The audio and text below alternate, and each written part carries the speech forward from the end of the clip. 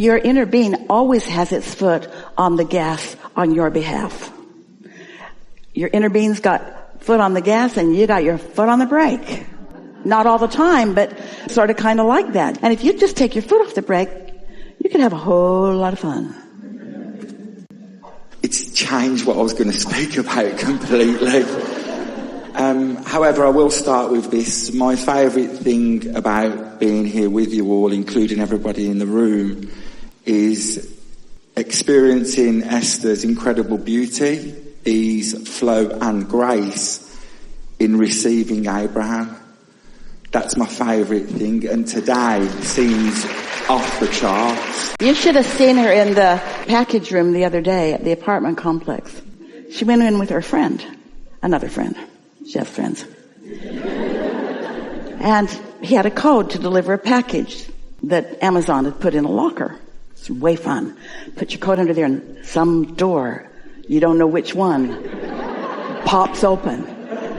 And maybe more than one will pop open. It's a really fun manifestational moment. So they're in there, and Esther's always trying to decide which one's going to pop over. She doesn't know, but it doesn't matter which one it is. It's always a thrill. So there was a man there, and he had already put his code in, or was just putting his code in, and a big door down close to the floor tried to open, but it wouldn't open. It was like broken. It jammed up the machine. And there was an 800 number. Call this 800 number. So Esther and her friend were waiting while he called this 800 number. He had his phone on speaker so they could hear. And the man on the other end wants to know, what's the tracking number?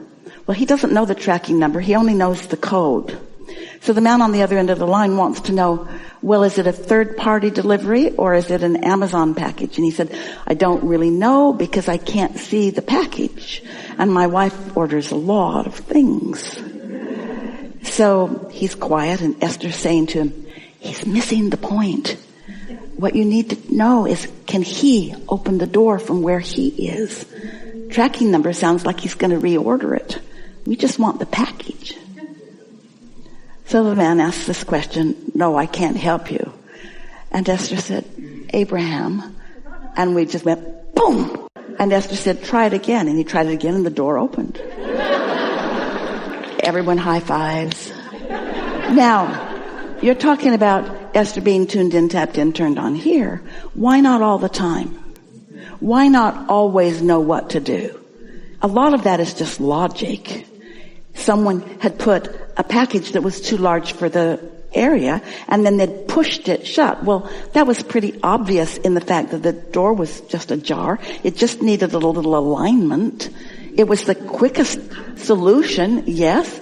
Your inner beings know everything about everything you want. Simple stuff like that and more complicated stuff. Your inner being knows where you are in relationship to everything that you want. So when you stand in that blended place, not only can you go with the flow of whatever it is, but you just know stuff. You just know stuff. And there are a lot of people around you that are like that. Well, when you see something like that, whether you say it to them out loud or not, acknowledge in your own mind, they're tuned in, tapped in, turned on. They've got a broader perspective going on. Anybody can call the 800 number and anybody can reorder the package, but there's a package right there just on the other side of that door. It can't be that hard to get it. Yeah? Everything's like that. Your packages are just on the other side of that door. They are. And we're not really suggesting that you kick the door open. Yeah, we kind of are. We're suggesting that you acknowledge that it's there, and acknowledge that you have access to it, and acknowledge that you can do it, and acknowledge that it's time, and acknowledge that you're ready for it now, and then just get it. Yeah.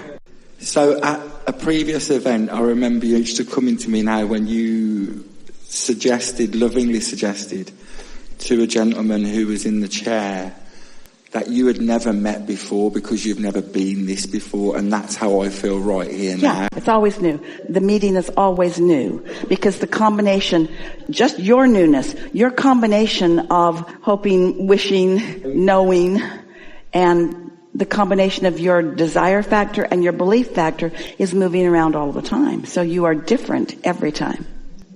So good. Yeah. So good. Okay, so Let's go, rather than laud the appreciation. Choose the thing that matters most, because we're not going to go through that. No, we're not going through that. Oh, there's a lot of good stuff in there. We're not going through that. Would you expand and go further for me, please, on the relationship of our inner being with the broader collective consciousness? Well, they're really one and the same, because your inner being's point of attraction, think of your inner being with a bag of marbles, and those bag of marbles hooking up with other bags of marbles. But you said something really important. You gave us the answer to your question with your previous statement. You're not always the same. And so your relationship with your inner being is not always the same. And so the others that are called forward by law of attraction to help with the locker or whatever it is, it depends on what's going on with you. You are the key factor to that. There's a consistency about your inner being. All things are not possible. All things are certain as far as your inner being is concerned. But you've heard us say this. We've probably even said it directly to you, that the path of least resistance, when we talk about the path of least resistance, we're talking about your resistant points that we are maneuvering around in order to give you the most benefit that you're ready to receive at any moment in time.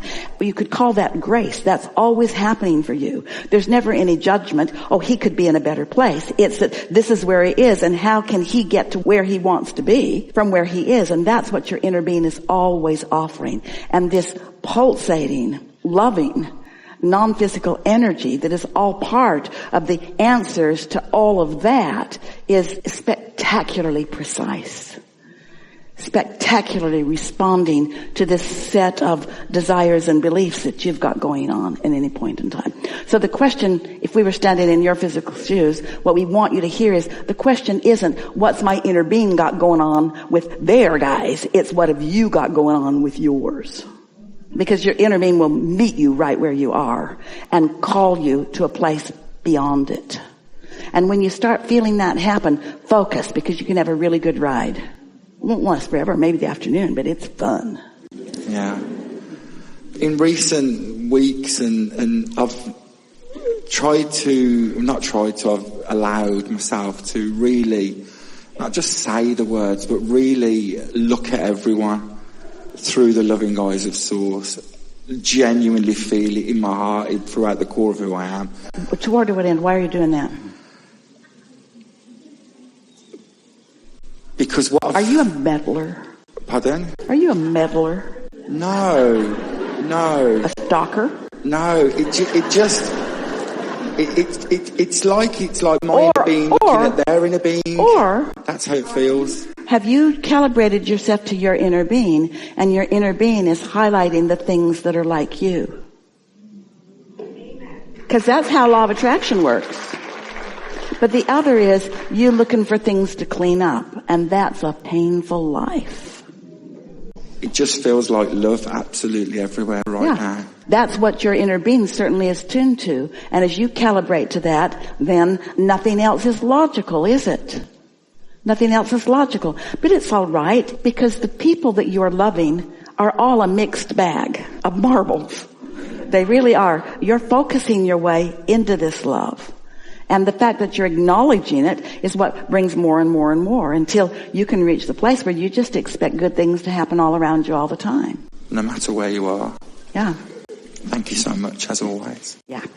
If you like this video, don't forget to subscribe, and see you in the next video.